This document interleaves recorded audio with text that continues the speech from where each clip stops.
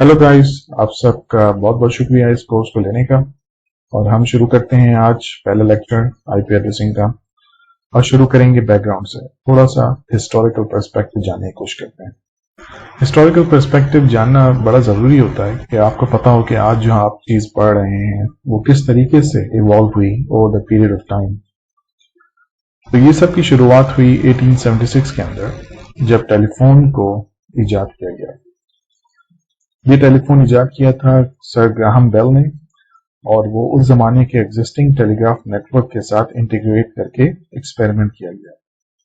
Telegraph network एक simple mechanism था जो कि यूएस के अंदर उस जमाने में इस्तेमाल होता था using Moore's code. Moore's code was just like binary numbers 1 and 0, different beeps represent either 1 or 0s, और उसके कॉम्बिनेशन से एक पूरा मैसेज डिलीवर किया जाता था। इसके सक्सेसफुल इंटीग्रेशन और एक्सपेरिमेंटेशन के बाद बेल ने नेक्स्ट ईयर 1877 के अंदर अपनी बेल टेलीफोन कंपनी बनाई। ये टेलीफोन कंपनी बेसिकली एक टेलीफोन एक्सचेंज था जो कि दो काम किया करता था। एक ये कि वो टेलीफोन्स को सेल करते थे, दूसरा ये कि वो टेलीफोन्स को कनेक्टिविटी प्रोवाइड करता था, और ये कनेक्टिविटी प्रोवाइड होती थी सर्किट स्विचिंग टेक्नोलॉजी के थ्रू। आइए हम थोड़ा सा देखते हैं कि सर्किट स्विचिंग टेक्नोलॉजी बेसिकली करती क्या है और किस तरह से उस जमाने में काम हुआ करता था। तो आपके पास टेलीफोन एक्सचेंज था जिसमें सारे टेलीफोन आके कनेक्ट होते थे। फिर ये टेलीफोन कॉपर वायर के थ्रू टेलीफोन एक्सचेंज तक जाया करते थे, और ईच लाइन को हम टेलीफोन लाइन कहा करते थे। हम इसको थोड़ा सा और करीब से समझने की कोशिश करते हैं। हमारे पास इस वक्त 4 यूजर्स हैं। 4 यूजर्स का मतलब 4 टेलीफोन लाइंस। ये जो एक सेगमेंट आप देख रहे हैं ये एक लाइन कहलाती थी, और ये 3 लाइंस। जब भी किसी 2 यूजर्स के दरमियान कम्युनिकेशन करवानी होती थी तो फिजिकल कम्युनिकेशन चैनल बनाया जाता था। ऑपरेटर्स ये काम किया करते थे। जो ये डिफरेंट लाइंस हैं ये डिफरेंट टेलीफोन नंबर्स होते थे, और इनको बेल टेलीफोन कंपनी डील करा करती थी। एक और फीचर सर्किट स्विचिंग का ये था कि जब कॉल सेटअप बनता था between A to B for example, तो पूरी लाइन आपके पास अवेलेबल होती थी, उसकी पूरी बैंडविड्थ आपके पास अवेलेबल होती थी। इसका एक नुकसान भी था कि लाइन जो है बिजी होती थी चाहे आप खामोशी क्यों ना हो, क्योंकि उस जमाने में टेलीफोन्स एनालॉग टेलीफोन्स थे, तो हम उसको रिप्रेजेंट कर सकते हैं इस साइनसॉइडल वेव से। तो जब ए मिलाता था नंबर बी का तो एक सेटअप बनाया जाता था A to B in telephone exchange, और कम्युनिकेशन इस तरह से टेक प्लेस करती थी। Coming back to the history, 1877 के इस कामयाब तजर्बे और बेल टेलीफोन कंपनी के इस बनने पे और इसके सक्सेसफुल सर्विसेज पे यूएस के अंदर टेलीफोन्स की मांग में इजाफा होता गया, और तकरीबन 1.5 लाख अमेरिकन यूजर्स 1886 तक टेलीफोन यूज करने लगे। और सिर्फ एक नहीं बल्कि बहुत सारे टेलीफोन एक्सचेंजेस पूरे यूएस के अंदर बिछा दी गई, उनका पूरा वेब बिछा दिया गया, जो कि अपने लोकल एरियाज के अंदर टेलीफोन सर्विसेज प्रोवाइड करने लगे। With the passage of time technology change होती गई, और यूजर एंड डिवाइसेस जो कि सिंपल एनालॉग टेलीफोन्स थे वो इवॉल्व कर गए, और हमारे पास main frame computers, desktop computers, faxes और प्रिंटर्स जैसे डिवाइसेस आ गई।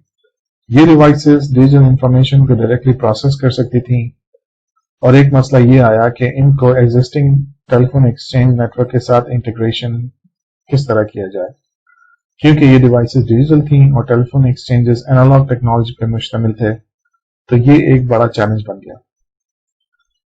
But in 1969 US department of defence ने एक प्रोजेक्ट शुरू किया जिसको कहते हैं ARPANET, advanced research project agency network.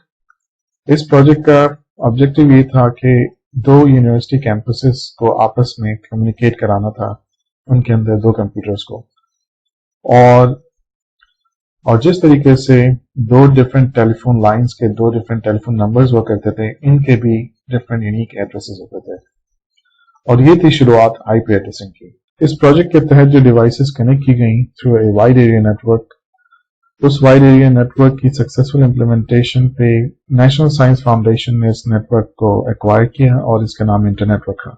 इस इंटरनेट का फीचर ये था कि ये पैकेट स्विच नेटवर्क था। Unlike circuit switch, packet switch के बहुत सारे बेनिफिट्स थे, जिनमें से एक ये था कि ये डिजिटल इंफॉर्मेशन कभी कैरी कर सकता था, और दूसरा ये कि ये सर्किट स्विचिंग की तरह पूरी लाइन को डेडिकेट नहीं करता था एक यूजर के लिए, बल्कि ये शेयरिंग करता था। सेकंड फीचर ये था कि ये टीसीपी आईपी प्रोटोकॉल स्टैक इस्तेमाल करता था, जो कि फाउंडेशन है आईपी एड्रेसिंग की। अगर मैं आपको दिखा सकूं एक glimpse of that network by ARPANET in 1973, you can see there are so many devices, और ये सब devices connect हैं जिस तरह आपको इस फिगर में दिखा रहा है। और by 1977 इसकी जो complexity थी इस नेटवर्क की वो बढ़ते बढ़ते इस तरह हो गई थी। इस ARPANET नेटवर्क की सक्सेसफुल इम्प्लीमेंटेशन के बाद इसके अंदर इतने ज़्यादा यूजर्स ऐड होते गए कि by 1988 इसके अंदर हज़ारों की तादाद में डिजिटल डिवाइसेस आई, और ईच इंडिविजुअल डिवाइस को आईपी एड्रेसेस एलोकेट करना पड़ता था और मैनेजमेंट मुश्किल होती गई। तो इस मैनेजमेंट को आसान करने के लिए एक इंस्टीट्यूट बनाया गया, इट वाज कॉल्ड आयाना, और इसने आईपी एड्रेसेस को फॉर्मली स्टैंडर्डाइज किया अंडर IETF RFC 791। अगर आप इसके बारे में मज़ीद डिटेल्स जानना चाहते हैं तो आप इसको गूगल करके आप सर्च कर सकते हैं, and you will find much more details. IANA stands for Internet Assigned Numbers Authority. Internet numbers refer to IP addresses. IANA के अंदर में 5 रीजन इंफॉर्मेशन रजिस्ट्रीज बनाई गई। इन रीजन इंफॉर्मेशन रजिस्ट्रीज का काम ये था कि जो ISPs अपने सब्सक्राइबर को IP एड्रेसेस देना चाहती थी वो इन RIR के थ्रू IP एड्रेसेस एलोकेट करती थी। हमारे पास ये दुनिया का मैप मौजूद है। हमारे पास 5 कॉन्टिनेंट्स हैं और 5 RIRs हैं। एफ्रिनिक जो कि अफ्रीकन कॉन्टिनेंट को देखती थी, एपनिक जो एशिया पैसिफिक को देखती थी जिसमें ऑस्ट्रेलिया भी इंक्लूड है, एरिन जिसमें कनाडा और नॉर्थ अमेरिका, लैकनिक लैटिन अमेरिका, और राइप NCC जो कि यूरोप और रशिया को देखती थी। By the way, NIC stands for network information centre, और अगर आप इनकी इंडिविजुअल वेबसाइट्स को देखना चाहते हैं तो आप गूगल पे सर्च करेंगे और आपको मिल जाएंगी। तो हम आज का लेक्चर वाइंड अप करते हैं, and see you guys in the next lecture.